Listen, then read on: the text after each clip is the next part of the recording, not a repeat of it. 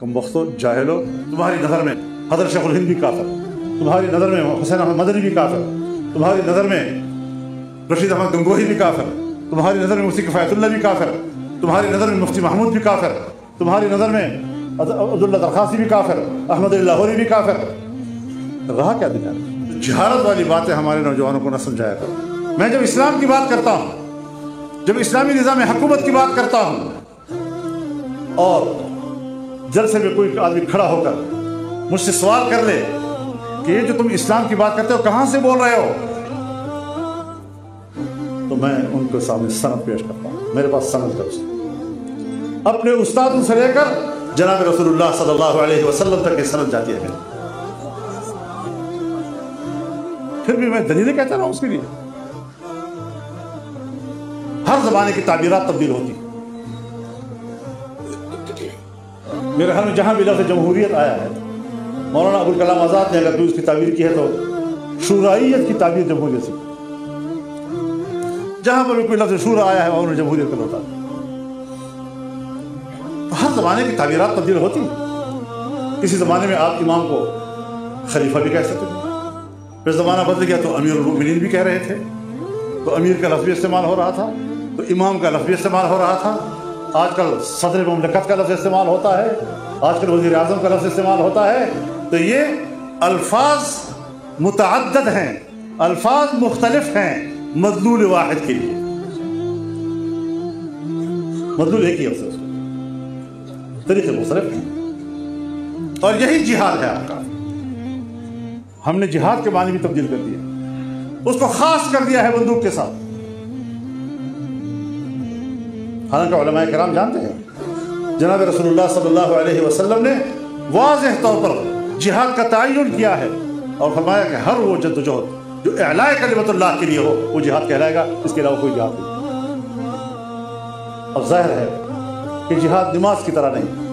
नमाज का ना वक्त तब्दील होता है न तरीका तब्दील होता है, रोज़े का ना वक्त तब्दील होता है न तरीका तब्दील होता है, हज का ना वक्त तब्दील होता है न तरीका तब्दील होता है।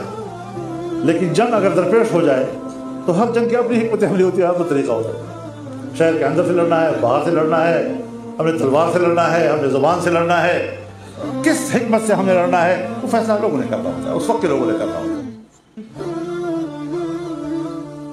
अब एक इस्लामी मुल्क में बंदूक की सियासत ये हमारे अकाबिर का तरीका नहीं रहा। आइन बनाया, आइन में वाज़ेह किया कि हाकिमियत आला अल्लाह रब्बुल आलमीन की होगी। आइन ने वाज़ेह किया कि इस्लाम पाकिस्तान का ममलकती मजहब होगा। आइन ने वाज़ेह किया कि हर कानून साज़ी कुरान और सुन्नत किताबें होगी, और आइन ने वाज़ेह किया कि कुरान और सुन्नत के मुनाफिक कोई कानून नहीं बनेगा। अब इसी को इस्लाम कहते हैं ना। अब अमल नहीं है, अमल नहीं, तो हमें इसके अंदर जाना चाहिए ताकि उसको अमली शक्ल दे सके। अब जब एक शख्स मुसलमान हो और शरीयत पे अमल न करे तो गुनहगार कहलाएगा ना, काफिर तो नहीं कहलाएगा।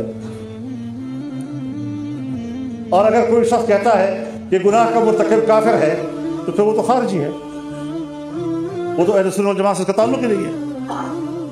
और फिर एक मोमिन को काफिर कह देने से क्या आदमी खुद काफिर नहीं हो जाता? फिर एक मुसलमान का खून अपने लिए हलाल समझ लेना, इससे काफिर नहीं होता। अगर एक शख्स शराब पीता है ये समझते हुए कि मैं गुनाह कर रहा हूं, हराम है और मैं गुनाह कर रहा हूं, ये काफिर नहीं होता। लेकिन अगर वो शराब पीता है इस ख्याल से कि ये हलाल है, ये हराम की बातें ऐसे मुल्लाओं की बातें हैं, इससे वो काफिर हो जाता है। ज़िना करता है लेकिन उसको पता है कि हराम काम है जो मैं कर रहा हूं, इससे काफिर नहीं होता। तो भी रास्ता खुला है उसके लिए।